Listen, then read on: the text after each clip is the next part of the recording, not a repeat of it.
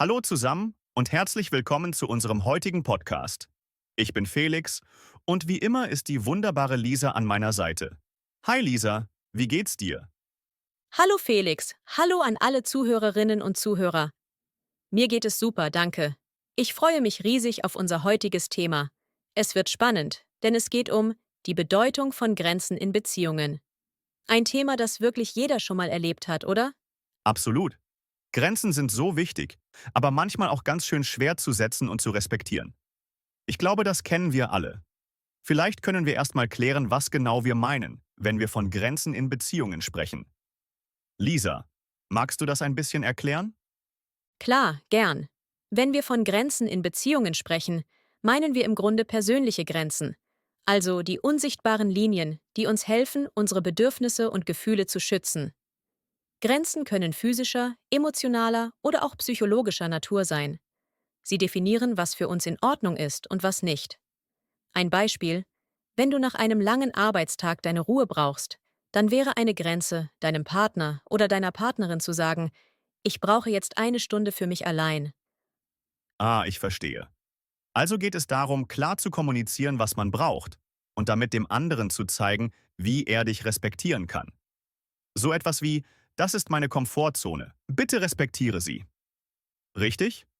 Genau. Und das Wort Komfortzone ist hier auch ein gutes Beispiel. Eine Komfortzone ist der Bereich, in dem wir uns sicher und wohl fühlen. Es ist sehr wichtig, dass wir in einer Beziehung unsere Komfortzonen respektieren, weil das Gefühl von Sicherheit erhöht. Aber Lisa, warum haben so viele Leute Schwierigkeiten damit, ihre Grenzen zu kommunizieren? Ich meine, das klingt ja erstmal ganz einfach, oder? Hey, das mag ich nicht. Aber oft ist es doch ein bisschen komplizierter. Absolut, Felix. Das hat mit vielen Faktoren zu tun. Viele Menschen haben Angst, den anderen zu verletzen oder als egoistisch wahrgenommen zu werden. Es gibt auch das Wort gefallen wollen, also das Bedürfnis, es allen recht zu machen, um geliebt oder akzeptiert zu werden. Besonders in Beziehungen möchten wir oft Konflikte vermeiden und deshalb trauen wir uns nicht, unsere Grenzen klar auszudrücken.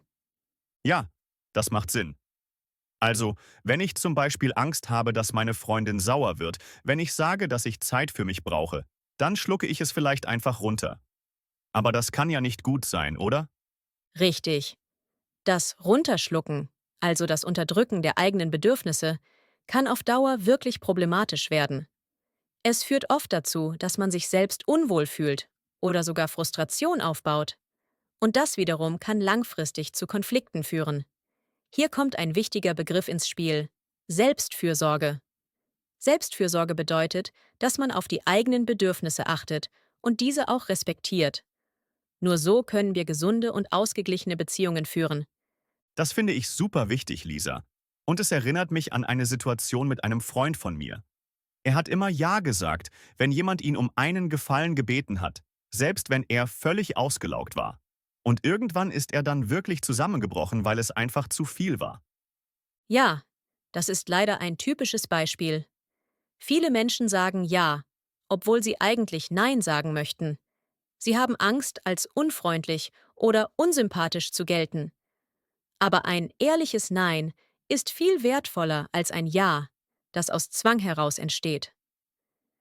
Es gibt ein schönes deutsches Sprichwort dazu: Nur wer Grenzen setzt, kann auch Grenzen überschreiten. Das bedeutet, dass wir nur dann gesunde Beziehungen führen können, wenn wir wissen, wo unsere eigenen Grenzen liegen. Sehr schön gesagt, Lisa. Aber was können unsere Zuhörerinnen und Zuhörer konkret tun, um zu lernen, ihre Grenzen besser zu setzen? Eine sehr gute Frage, Felix. Zunächst einmal ist es wichtig, sich selbst besser kennenzulernen. Fragen wie: Was brauche ich? Was tut mir gut? Oder welche Situationen lassen mich unwohl fühlen? Helfen dabei, die eigenen Grenzen zu erkennen. Ein weiterer wichtiger Punkt ist die Ich-Botschaft. Das bedeutet, dass man dem Gegenüber klar sagt, wie man sich fühlt, ohne Vorwürfe zu machen. Zum Beispiel: Ich fühle mich überfordert, wenn ich keine Zeit für mich habe. Das ist viel konstruktiver als zu sagen: Du machst mich wahnsinnig, weil du mich nie in Ruhe lässt. Ah, die Ich-Botschaft. Das klingt sehr sinnvoll. Es vermeidet Schuldzuweisungen und zeigt dem anderen, wie man sich fühlt. Aber Lisa, was ist, wenn der andere meine Grenzen nicht respektiert? Was macht man dann?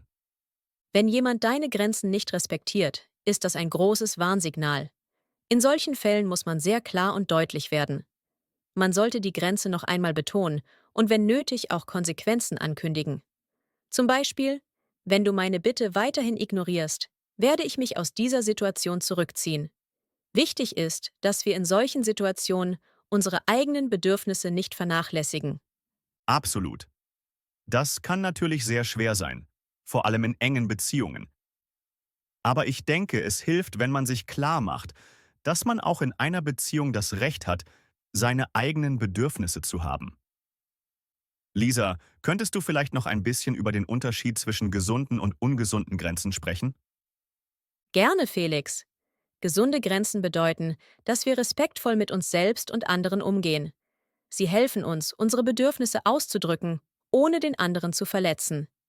Ungesunde Grenzen hingegen können entweder zu starr oder zu durchlässig sein. Zu starre Grenzen bedeuten, dass man sich komplett abschottet und niemanden an sich heranlässt. Das führt oft zu Isolation.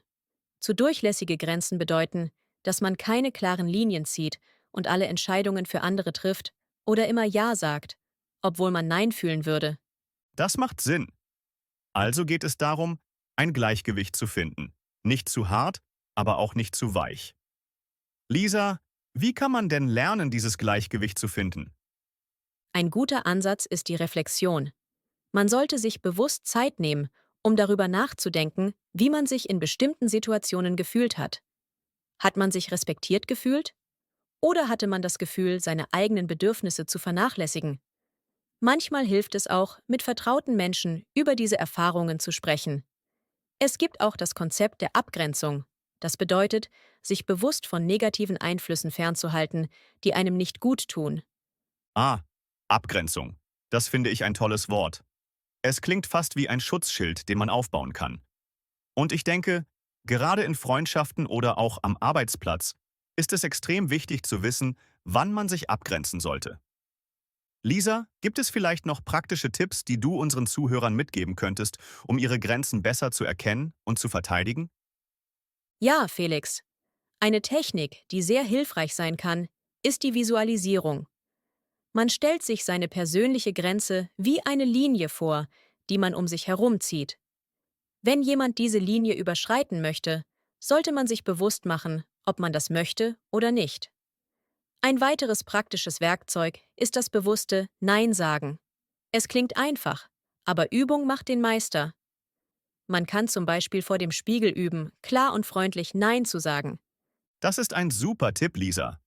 Sich selbst besser kennenzulernen und zu verstehen, was einem wichtig ist wohl der Schlüssel zu gesunden Beziehungen. Und ich denke, dass unsere Zuhörerinnen und Zuhörer mit diesen Tipps viel anfangen können.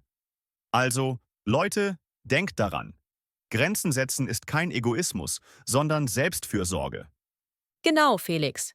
Und es ist wichtig, sich daran zu erinnern, dass eine gesunde Beziehung immer auf gegenseitigem Respekt basiert.